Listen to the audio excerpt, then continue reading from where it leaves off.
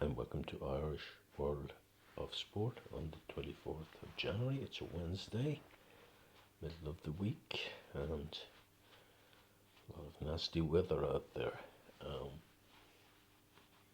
Just a quick results that our man in the sumo is still popping along nicely with 2 losses, Shoru, but the top guy or guys have 1 loss, so it's going to be a good finish there. And video I can't see it live, but not in this country. But the YouTube do quite a good job of showing the highlights, and at this stage they're well preparing for tomorrow's bouts already, as they're 8 or 9 hours ahead.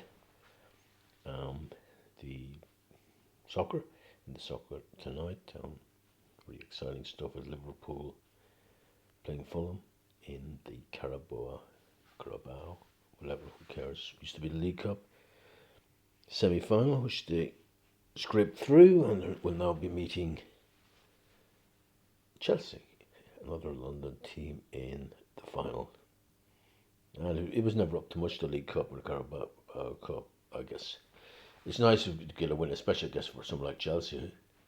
Our hearts set to win a game, despite having spent, I guess, over the last 3 years, they spent over €1 billion on players, and have become a bit of a graveyard for good players like Man United. At the same time, I think with these clubs, with some clubs, they improve when they arrive, good clubs, but with clubs like Chelsea and Man United, players, completely lose their form.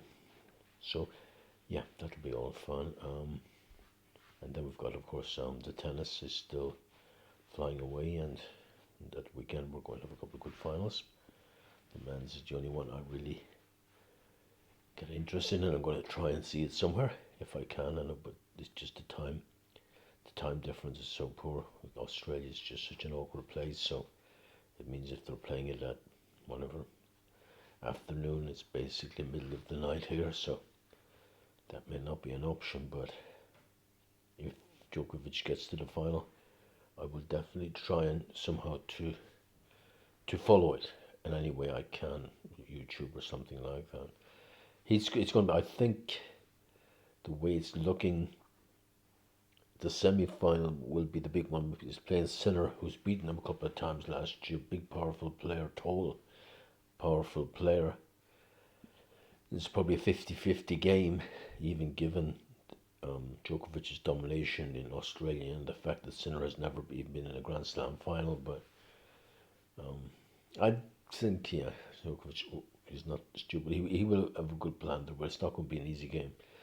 And then you've got the surprise on the other side, of course, was that Alcaraz was beaten by Zverev, or whatever we call him in German or Russian, or whatever, and that was a shock to me. I thought Alcaraz would be his main opponent with Sinner. I thought between the two of them, they'd sort him out, and something's gone wrong in Alcaraz's camp. Definitely something's amiss there. He was absolutely flying in the middle of last year, beating Novak at Wimbledon and looking on top of the world. But since then, either he's been celebrating too much or whatever, I don't know, but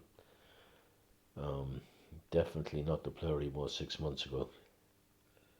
So that'll be with the women's. Don't ask. Coco Gauff is probably still the favourite there, but I think the last year's winner is around as well, and I'll let you know who won it, but doesn't get anybody too excited. That's it really. Just to mention my horses again, which Evie's Vladimir finished second yesterday. A slight improvement for me, but not good enough each way. So we'll be trying again. There's a couple of nice races. There's a race at Gowran Park in Wexford called the Thyestes tomorrow at 14:50 at 10 to 3. I just picked a horse called Genguli out of that. Not hard to pick. It will be about 7 or 8 to 1, ridden by Townsend, trained by Mullins.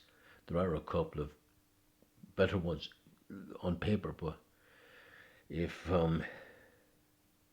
Townend gets into a horse he can he can make anything win. So the race before that, big race, and I've got a horse called the Devil's Coachman, and just to really make it a fantastic Thursday for you, I've picked a couple of races at Huntingdon, a couple of nice races there. The 310, which might be won by an outsider called Sacre Coeur, a good name, and the 345 Classic Concord has a good chance. An old horse, I think it's 11 years old, but has fantastic winning form, which I always like to see. So anyway, thanks for listening, and we'll talk again tomorrow.